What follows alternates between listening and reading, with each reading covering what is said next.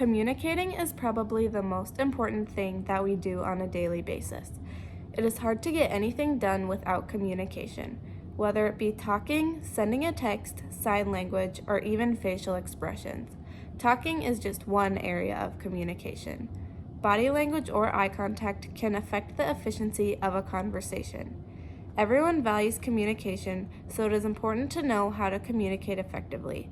There are 3 important areas of communication that aren't speaking: active listening, nonverbal communication, and online communication. Active listening is an important skill that is needed for everyone in a conversation. Rather than planning on what you are going to say next, you as the listener should be helping the speaker think through their own ideas. Asking questions is a good way to keep up your active listening. This allows the speaker to feel heard, and it may be beneficial to ask more questions than you think is necessary. Your questions should prompt the speaker to go into more detail about the subject that they are discussing. Before you ask a question, be sure to know when to politely interrupt. Your interruption should not cut the speaker off, but be a cue to let the speaker keep talking.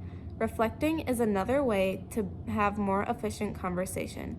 When reflecting, give a brief summary back to the speaker of what they have just discussed with you. This gives the speaker a chance to know if you have understood what they have told you or make corrections if you are wrong. Active listening is not just about listening, but conversing to make sure the party you're speaking with feels heard and understood. While listening is important, nonverbal communication signals account for 65% of all communication. Reading nonverbal cues can give you more information about what a person is feeling rather than what they tell you. Yawning and fidgeting may signal that a person is not engaged or interested in what you have to say. When giving a speech or presentation, it is important to recognize these nonverbal cues. If you recognize these cues, try and think of ways to get your audience more engaged. It is also important to be conscious of the nonverbal signals that you are giving off. Not making eye contact with the person you are conversing with may give off the impression that you don't value what they have to say. Eye contact is the most informative clue in communication. It can tell you if someone is actively listening, confused, or understanding what you're saying to them. This crucial signal is lost during digital communication. Digital communication is one of the most difficult forms of communication because all of the nonverbal signals present in face-to-face communication are lost. There are many rules to follow when communicating online that are different from conversing face-to-face. These rules are called netiquette.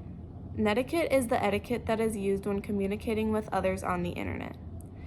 One rule is to not type in all caps. This makes it seem as if you are yelling. Sarcasm should also not be used when conversing on the internet. Because all nonverbal signals are lost when communicating online, sarcasm is a recipe for disaster when used on the internet.